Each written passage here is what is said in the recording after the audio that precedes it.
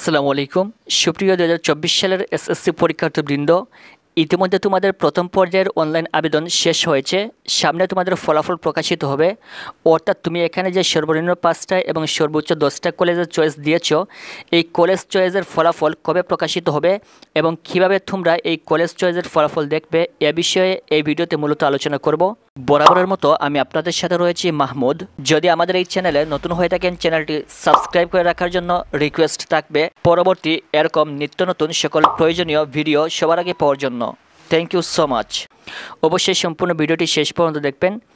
এখানে দেখেন প্রথম পর্যায়ের অনলাইন আবেদন শুরু হয়েছিল 26শে মে থেকে 11 জুন পর্যন্ত।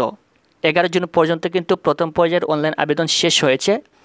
এখন তোমাদের এই অনলাইন আবেদনের ফলাফল প্রকাশিত হবে 23শে জুন রবিবার রাত 8টার দিকে তোমাদের এই ফলাফল প্রকাশিত হবে এবং এই ফলাফল প্রকাশ হওয়ার পর শিক্ষার্থীরা এখান থেকে কলেজ পাবে। আপনার যে জিপিএ পয়েন্ট রয়েছে, এই জিপিএ পয়েন্ট অনুযায়ী আপনাকে একটা কলেজ তারা দিবে। যদি আপনি ওই কলেজে ভর্তি হতে চান তাহলে আপনি এখানে নিশ্চয়ন করবেন। সো কীভাবে আপনারা এই ফলাফলটা দেখবেন, আপনি এখানে যে কলেজ চয়েস দিয়েছিলেন এখান থেকে আপনার কোন কলেজটা তারা দিয়েছে সেই কলেজটা আপনি দেখার জন্য সরাসরি চলে আসবেন গুগলে। আসার পর এখান থেকে আমরা ঢাকা বোর্ডের যে ওয়েবসাইট, এই ওয়েবসাইটে প্রবেশ করব। কারণ ঢাকা বোর্ডের ওয়েবসাইট থেকে কিন্তু সকল শিক্ষা বোর্ডের শিক্ষার্থীরা তাদের কলেজ ভর্তির ফলাফল দেখতে পারবে। আমরা এখান থেকে চলে আসবো ঢাকা এডুকেশন বোর্ড লিখে। ঢাকা এডুকেশন বোর্ড লিখে আপনি গুগলে সার্চ করবেন, তারপর এখানে ঢাকা এডুকেশন বোর্ডের ওয়েবসাইট আসবে, এখানে আপনি ক্লিক করবেন। এখানে ক্লিক করার পর আপনার সামনে ঢাকা বোর্ডের ওয়েবসাইটটা ওপেন হবে। ওপেন হওয়ার পর এখানে দেখতে পাচ্ছেন একটা অপশন রয়েছে এক্সআই অ্যাডমিশন, এখানে ক্লিক করবেন। ক্লিক করার পর এখান থেকে লগইন বাটন আসবে, আপনি এই লগইনে ক্লিক করবেন।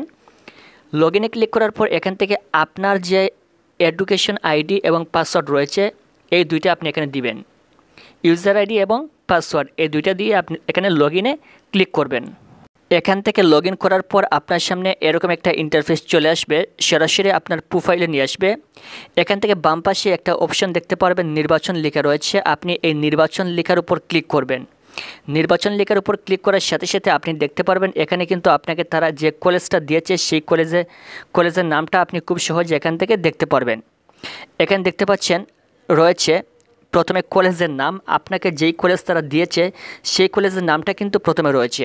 অর্থাৎ এখানে আপনি যে সর্বনিম্ন 5টা এবং সর্বোচ্চ 10টা কলেজ চয়েস দিয়েছিলেন, এখান থেকে তারা আপনাকে যেই কলেজটা দিয়েছে আপনার জিপিএ অনুযায়ী সেই কলেজটা কিন্তু এখানে তারা দিয়ে দিবে এবং এখান থেকে আপনি দেখতে পারবেন যে আপনাকে কোন কলেজটা তারা দিয়েছে অথবা আপনি কোন কলেজের চান্স পেয়েছেন।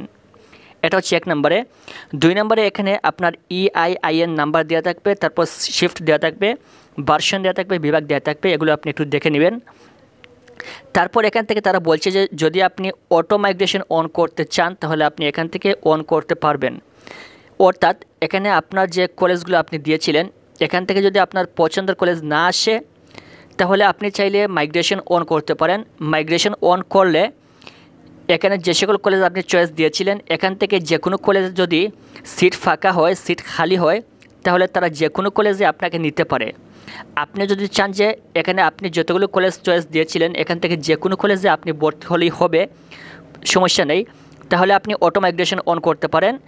আর এই অটো মাইগ্রেশনের মাধ্যমে আপনাকে যে কোনো একটা কলেজে তারা চান্স দিয়ে দিবে, যেই কলেজে তারা সিট খালি পাবে। এটা চাইলে আপনি অন করতে পারেন। আর যদি আপনার এখানে আপনাকে যেই কলেজটা তারা দিয়েছে এই কলেজটা যদি আপনার পছন্দ হয়, আপনি এই কলেজে ভর্তি হতে চান, তাহলে নিচে ডান পাশে এখানে লেখা রয়েছে নির্বাচন নিশ্চিত করুন।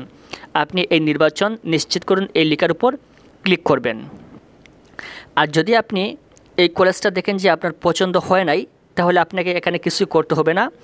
এখানে দেখেন লেখা রয়েছে আপনি ঘোষিত শেষ তারিখের মধ্যে নির্বাচন নিশ্চয়ন না করলে আপনার আবেদন বাতিল করা হবে। অর্থাৎ যদি আপনার পছন্দের কলেজ না আসে তাহলে এখানে আপনার কিচ্ছু করতে হবে না, শুধুমাত্র যেভাবে রয়েছে সেভাবেই থাকবে। এবং এখানে যে তারা ডেট দিয়েছে এই ডেট পর্যন্ত আপনি যদি এখান থেকে নিশ্চিত না করেন তাহলে আপনার প্রথম পর্যায়ের অনলাইন আবেদন বাতিল হয়ে যাবে। এরপর আপনি দ্বিতীয় পর্যায়ে আবার অনলাইন আবেদন করবেন। আশা করি বুঝতে পেরেছেন। এই ছিল আপনাদের কলেজ ভর্তি নিয়ে সর্বশেষ তথ্য। পরবর্তী কলেজে ভর্তি সংক্রান্ত সকল তথ্য পেতে চ্যানেলটি সাবস্ক্রাইব করে রাখবেন। ধন্যবাদ।